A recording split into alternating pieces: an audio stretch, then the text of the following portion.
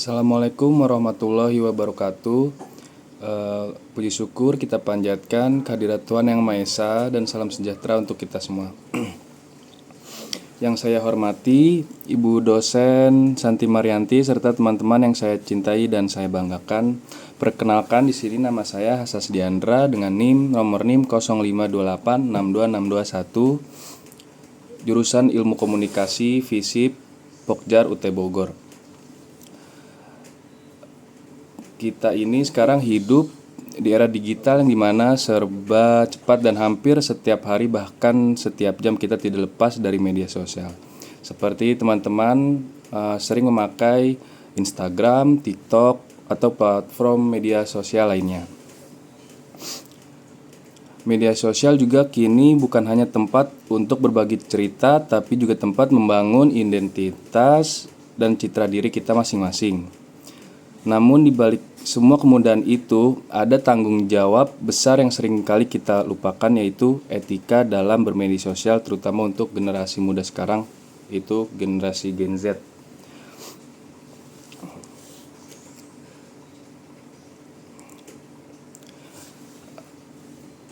Media sosial itu alat komunikasi yang sangat kuat, karena dengan satu klik saja kita bisa terhubung dengan teman, keluarga, atau orang dari mana saja di luar daerah atau tempat yang jauh sekalipun. Tapi banyaknya informasi di media sosial juga bisa menjadi bumerang buat kita, karena banyaknya berita palsu atau berita hoax yang tidak jelas kebenaran sumbernya atau informasi. Maka dari itu kita perlu memahami etika saat berinteraksi di dunia maya. Pentingnya etika dalam berkomunikasi di media sosial atau medsos tidak hanya untuk menjaga kenyamanan orang lain, tetapi juga untuk menjaga citra dalam diri.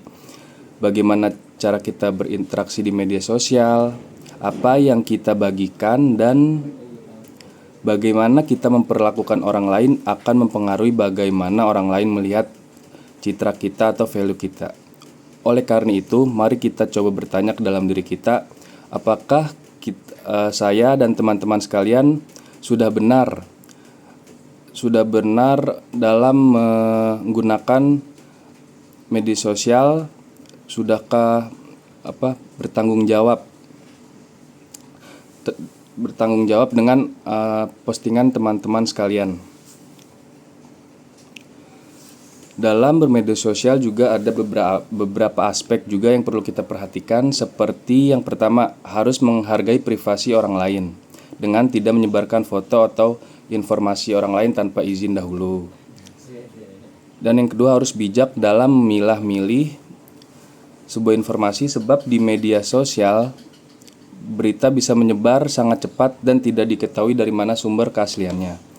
Maka dari itu, kita tidak boleh asal membagikan sesuatu yang belum jelas kebenarannya, dan harus benar-benar bertanggung jawab atas setiap segala macam konten apapun yang kita posting, karena bisa menimbulkan kesalahpahaman. Dan pastikan apapun yang kita posting itu bisa bermanfaat dan tidak membuat orang lain merasa dirugikan.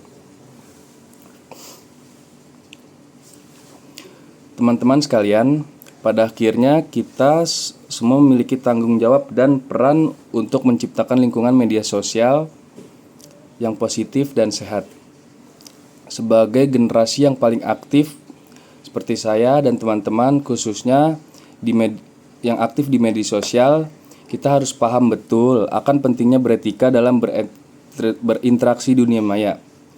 Dengan memahami dan menerapkan etika yang baik, kita bisa menjaga hubungan baik dengan orang lain dan menghindari dari penyebaran informasi yang simpang siur, agar citra diri kita atau value diri kita terlihat baik di mata orang lain.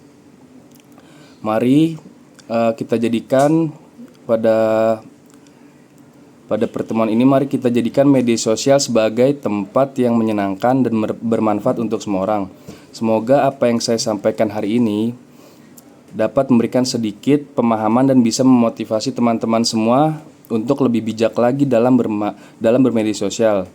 Semoga langkah kecil kita dapat memberi pengaruh dan dampak besar yang positif untuk generasi-generasi berikut selanjutnya.